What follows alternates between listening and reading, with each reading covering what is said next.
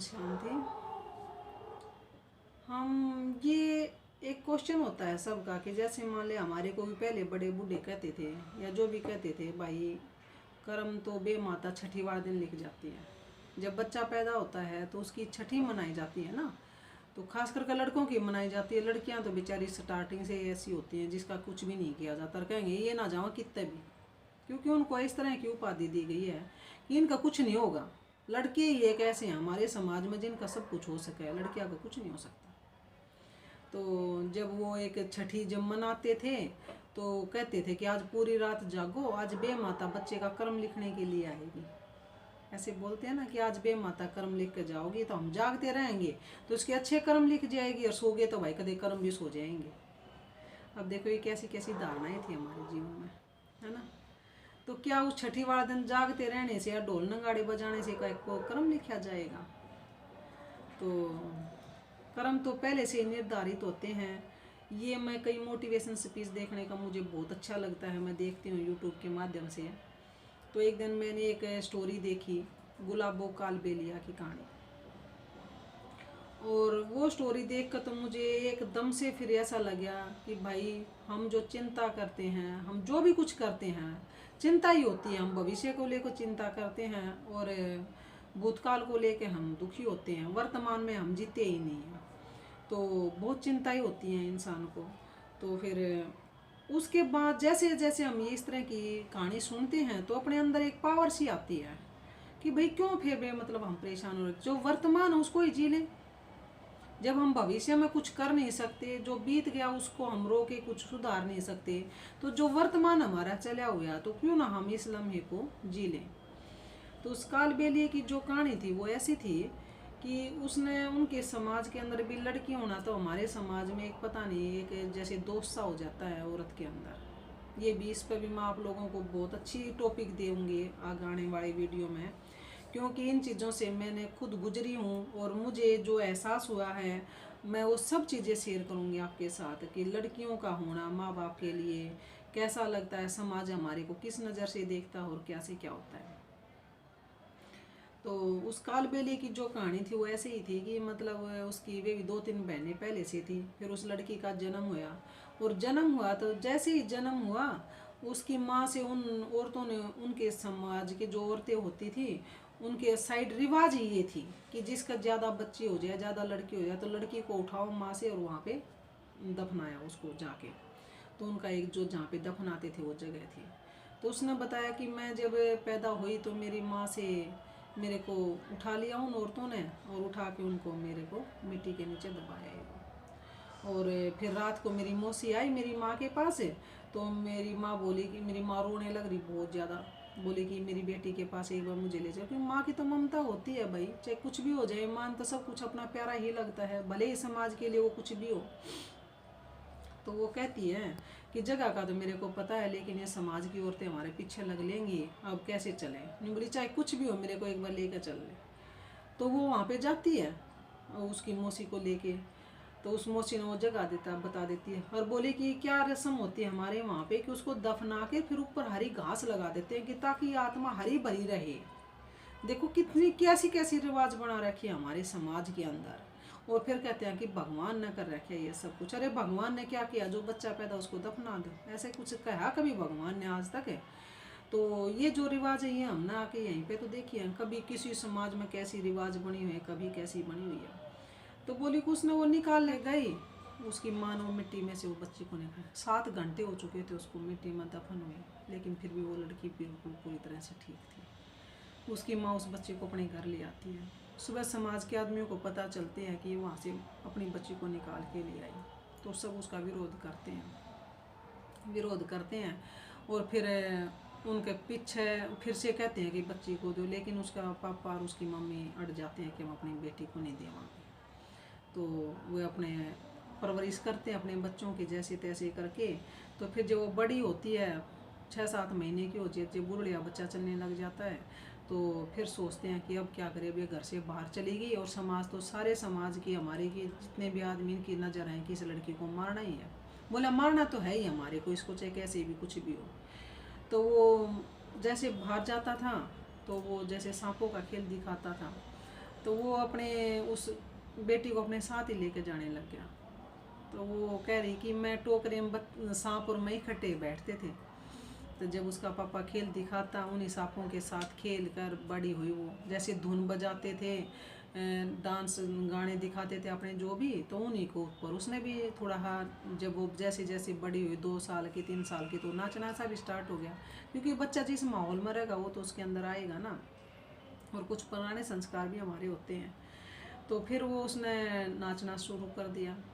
तो एक बार उसने बताया कि एक बार कोई प्रोग्राम सा था, और वो जब उस टाइम पर 6 साल की थी, 6 साल की थी, तो 6 उसने बहुत ही अच्छा एक डांस किया। और बोली कि एक विदेश की मैम आई हुई थी हमारे वहाँ पे, और उसने मतलब वो उसका डांस देख लिया, और डांस देख कर वो उसके डांस से बहुत ज़्यादा प्रभावित हो गई। तो उसने कहा कि जब वो डांस करके घर पे आई, तो उससे पहले उसके घर में मतलब समाज वालों ने बड़ा पहले से ही आके उसके मम्मी पापा को सिखा दिया। बोला कि हमने तो पहले से ही पता था ये लड़की हमारे समाज का नाम बदनाम करेगी, और ये हमारे को कहीं का नहीं छोड़ेगी। हमने तेरे को पहले ही कहा था तो इस लड़की को मार दे, लेकिन तुम माने ही नहीं। तो आते हैं, अब वो लड़की आती है, तो उसको ऊपर फिर से वो पाबंदी लगा देते हैं, और उसको कहते हैं कि अब तू घर से बाहर नहीं जाएगी। उसके पापा ने भी कह दिया कि इसको घर के अंदर बंद कर दो और इसको आज शादी कर दो। बोले हमारे समाज में बड़ी छोटी छोटी 6-6 7-7 यानी कि है वो भी 50 के करीब जा रही है शायद, वो लेडीज 50-55 की है, मैंने अभी देखी थी जब। तो उसने कहा कि इसको भी घर के अंदर बंद कर दो और इसकी शादी कर दो। तो बोली कि हमारे, उसने बोले कि शादी करने के लिए, बोली मेरी उम्र 6 साल और 30 साल का एक आदमी देख लिया और बोले इसके साथ इसकी शादी कर दो।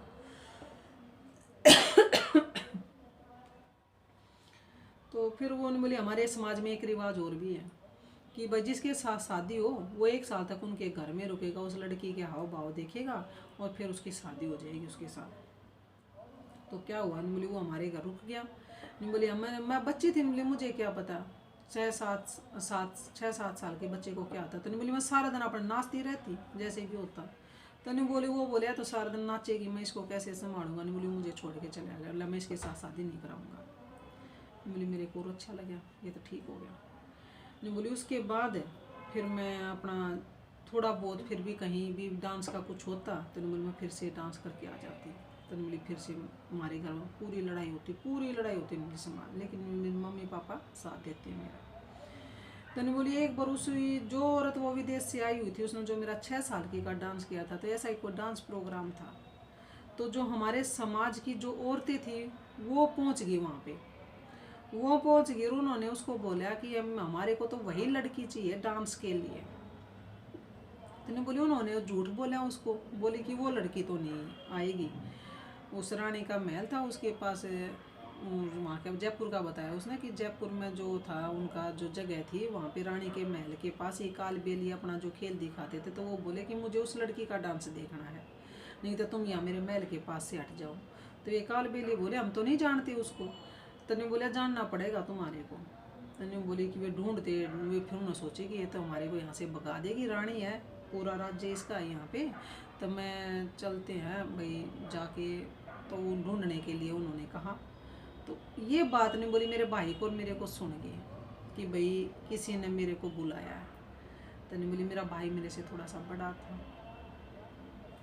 3-4 हम बहनें थे, एक भाई था।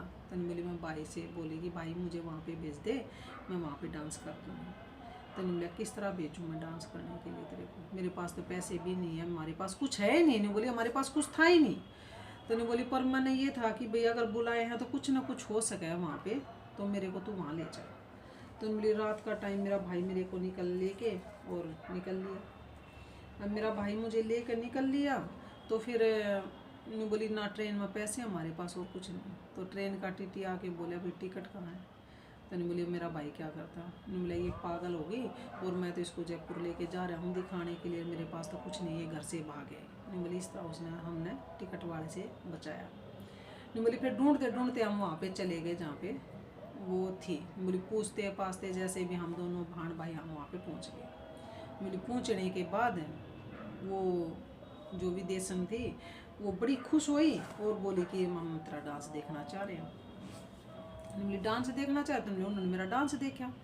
मेरे डांस देख कर मेरे डांस से इतने प्रभावित हो गए कि बस बहुत ही ज़्यादा। बोले कि मैं तुझे विदेश में ले जाना चाह रही। तो बोली कि फिर हम दोनों भाण बैठ गए कब क्या करें, ये तो विदेश में ले जाना चाह रही है। तो बोलिए कहा अभी तो मैं चलूँगी नहीं विदेश में, घर वालों से भी नहीं पूछे, हम तो छुपते छुपाते यहाँ तक आए हैं। तो फिर बोली कि ठीक है घर वालों से पूछ लेना, लेकिन मैं तेरे को विदेश में लेके चलूँगी। उसके बाद फिर वो जाती है अपने घर वालों के पास। घर वालों के पास जाती तो घर वालों से बातें करती है कि मैं इस तरह मेरे को ना वो मैडम वहाँ लेके जाना चाह रही है, और अगर आप लोग को तो मैं उसके साथ चले जाऊँ। लेकिन घर वाले भी कितना, माँ बाप समाज का विरोध करेगा। समाज भी तो बड़ी बड़ी चीज़ है ना। आजकल तो हर एक माँ बाप ने समाज का विरोध करने के लिए खड़ा होना पड़ेगा, क्योंकि समाज क्या चाहता है, समाज हमारे चेहरे पर ही थोड़ा ना चाहता है। समाज तो चाहता है कि ये कैसे हंस रहे हैं, क्यों ना हम इसको वापस से इसी खड्डे में डाल दें और ये फिर से रोने लग जाए। तो ये समाज है हमारा। तो वो जाती है, फिर वो तैयार होकर चली जाती है। तो फिर उसके समाज वाले आदमियों ने उसको क्या, उसका फादर की डेथ हो जाती है। मेरी जैसे होता है, मेरी ट्रेन टिकट बुक हो रही होती है और मेरे फादर की डेथ हो जाती है। तो बोली मुझे बुलाया जाता है कि तेरे पिताजी के ये हो गया। तो बोली मैंने देखा ठीक है, मैं आई। बोली उसके बाद बोले अब 13 दिन तक कहीं भी नहीं जाना है। और बोली मेरी टिकट हो रही, मैडम ने टिकट करा रहे। तो बोली मैंने अपनी माँ को कहा कि माँ ये मौका निकल गया तो मैं फिर नहीं जा पाऊँगी। कोई बात नहीं, चले गए पिताजी, उसने मेरे को आज तक सहारा दिया, सब कुछ आप लोग कर लेना, मैं जा रही हूँ। तो बोली मेरी माँ ने भी थोड़ा सा हौसला सा किया, शायद ये जो वक्त आज आया है ये शायद फिर ना मिले हमारे को।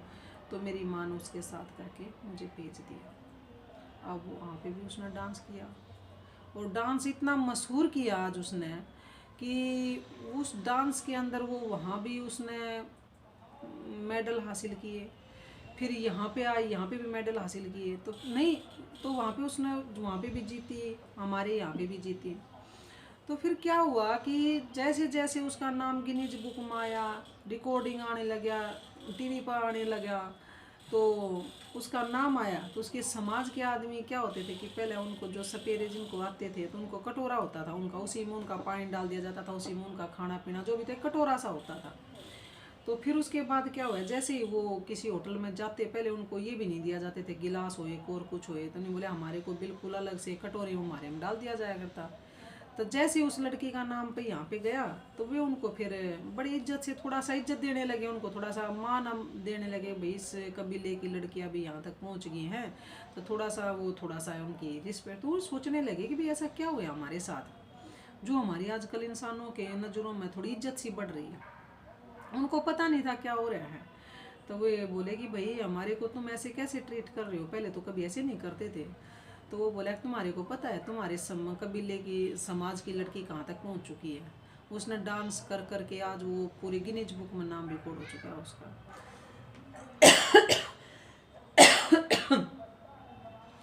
तो उन समाज वाले आदमियों को बड़ा अच्छा लगता है कि एक लड़की अच्छी निकलने की वजह से हमारी हालत इतनी सुधर गई है, अगर और भी लड़कियाँ अच्छी निकल जाए तो कितना अच्छा होएगा। तो फिर उनको बोली थोड़ा थोड़ा सा ये हौसला बढ़ने लगा। और फिर नहीं बोली आज जो भी है मैं मेरे समाज के, तो जो उसकी कहानी मैंने सुनी और जो भी चीज़ें मैंने उसकी देखी, और वह उसका नाम जैसे भी मैंने गिनीज बुक में या यूट्यूब पर आप निकाल कर देखना, कालबेलियों की कहानी में आपको मिल जाएंगी बहुत ज़्यादा मोटिवेशन स्पीच जो भी हैं। तो जो मैंने उसको देखा तो फिर इससे आदमी क्या सोचेगा, इससे आदमी क्या सोचेगा, क्या उसके साथ ऐसा कुछ हुआ जो इस जन्म में निर्धारित करना था। सोचो एक बार, एक भी चीज़ ऐसी हुई जो अब की बार उसने पैदा होने के बाद उसके साथ करी जानी चाहिए थी, नहीं।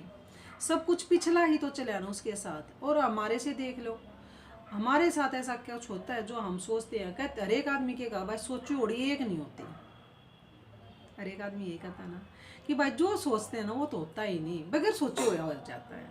तो ऐसा क्यों होता है, क्योंकि सोचते हम आज के तरह है ना, और हमारे साथ होना क्या है जो हो चुका है।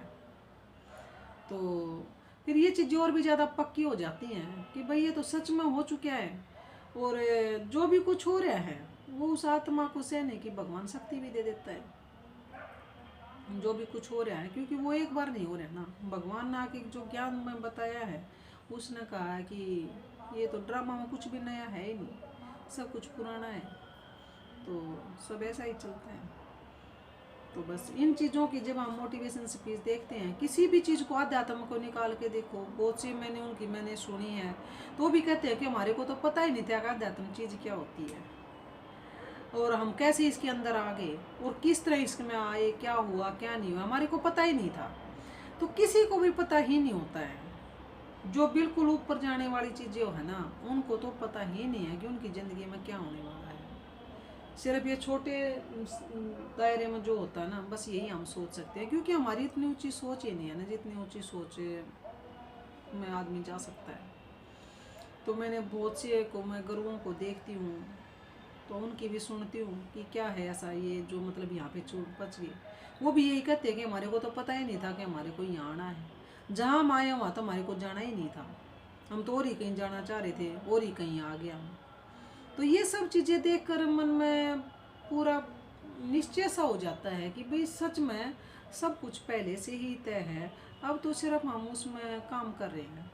फिर ये आता है दिमाग में मेरे, ये आता है कि भाई फिर ऐसा अब हम क्या करें, जब पहले से ये भी आदमियों का क्वेश्चन होता है कि भाई आप लोगों ने बता दिया कि पहले से ही तय है, तो अब हम क्या करें। आप भी भगवान ने बहुत कुछ दे दिया। अब परमात्मा ने कहा कि अब कर्म करो, अच्छे करो, अच्छे का फल अच्छा मिलेगा, बुरे का बुरे मिलेगा। तो अब कर्म करने की प्रधानता बता दी। भगवान ने इतना अच्छा बता दिया कि कुछ भी नहीं कर सकते। जैसे मान लिया मैं हूँ, मैंने सोचा कि मैं कुछ नहीं कर पा रही, मैं बिल्कुल, एक कमरे हैं, बच्चे हैं, काम करते हैं, बस ना इतना कुछ ज़्यादा काम है ना और कुछ है, तो मैं क्या करूँ, अपने समय को कैसे मतलब सार्थक बनाऊँ। तो मैंने यही सोचा कि भाई जो भी है, मैं ना किसी का बुरा कर रही है इसमें, ना और कुछ कर रही है, अच्छी अच्छी बातें कर रही है, और अपने बैठ के किसी का सहारा ढूंढती रहूँगी। कब तक ढूंढूंगी मैं किसी का सहारा, कोई किसी का सहारा नहीं बनता आज की दुनिया में, और टाइम तो बिताना है। तो क्यों ना तू ऐसा करने लग जाए, जो भी अच्छी अच्छी बातें हैं, जो भी अच्छा कुछ है, उसको निकाल अपना और यूट्यूब पर डाल दे, जैसा भी होगा। भाई मेरा किसी के साथ कोई कर्म, गंदा कर्म अकाउंट सुन नहीं बना रही ना मैं इस टाइम पर, नहीं, हमारी सोच गंदी होती है इस टाइम पर। फिर क्या होता है कि मेरे को लग गया ये चीज़ तो बहुत ही अच्छी है, क्योंकि पूरे दिन भी अब मैं क्या करती हूँ, सारा दिन इन्हीं चीज़ों के बारे में सोचती रहती हूँ कि जहाँ पे अब मेरे को क्या बोलना होगा, मुझे कैसे बोलना होगा मुझे। तो क्या है कि जो हम दूसरों के बारे में सोचते थे, कभी थोड़ा बहुत आता था मन में, तो वो भी आना बंद हो गया। आता मैं तो सोचती हूँ कि क्या ये कोई काम की चीज़ है, छोड़ना अब इसको। अब मैं ये सोचना है, पर दिमाग रहता है कि मुझे क्या करना है आगे, फिर मुझे कैसे बोलना है, क्या करना है क्या नहीं करना है। और फिर अब ये भी समझ में आया कि जैसे बच्चों के साथ मैं बोल देती थी, तुम्हारे को सुनाई नहीं देता है, तुम इन किताबें ले बैठी हो, और मैंने ये बोला था तुम्हारे को सुनाई नहीं दिया, तो बच्चे कहते कि ना सुना। तो मेरे बड़ा गुस्सा आता था, मैं कहती थी, मगर 5 बार एक लाइन बोली फिर भी नहीं सुना तुम्हारे को। लेकिन अब पता चला मेरे को कि सचमुच उनको नहीं सुनता हुआ, क्योंकि उनका अपना किताबों में ध्यान होता है, और जब बोलते हैं तो ऐसा लगता है कि भाई सुन लेंगे, क्योंकि कोई काम की चीज़ नहीं होती है ना। तो अब वो मुझे महसूस होने लगे। अब मैं किसी का फ़ोन फान कोई आ जाता, अगला आदमी बोल रहा होता है, तो मेरा दिमाग पता नहीं कहाँ होता है, मैं सुन लेती हूँ उसको अवॉइड से करके, मगर हाँ हाँ ठीक है ठीक है, क्योंकि मेरे को इंटरेस्ट ही नहीं है उस बात में। तो इंटरेस्ट नहीं है, तो इंटरेस्ट के बगैर मैं सुनती नहीं हूँ ज़्यादातर। तो वही चीज़ें हैं कि अपना व्यर्थ को ख़त्म करने के लिए मैंने सब साधन अपनाया अपना। मैं कहा भाई जा भी नहीं सकती, घर भी नहीं कहीं जा सकते, और कुछ नहीं जा सकते, तो सबसे अच्छा यही है अपना, जो भी हो अच्छे विचार करो, गाओ बजाओ, जैसे भगवान ने जो कला हमारे को दी है उसको निखार कर लाओ बाहर, तो उसमें क्या बुराई है। अभी जो टाइम चल रहा है वो बहुत अच्छा है। परमात्मा आगे से जब ये बता ही दिया कि जो चल रहा है इसको जी लो, ना आगे के बारे में तुम जानते हो, ना पिछला तुम्हारे साथ बीत गया उसके बारे में तुमने कभी कल्पना की थी, और आगे आने वाला उसके बारे में तुम कुछ नहीं जान सकते।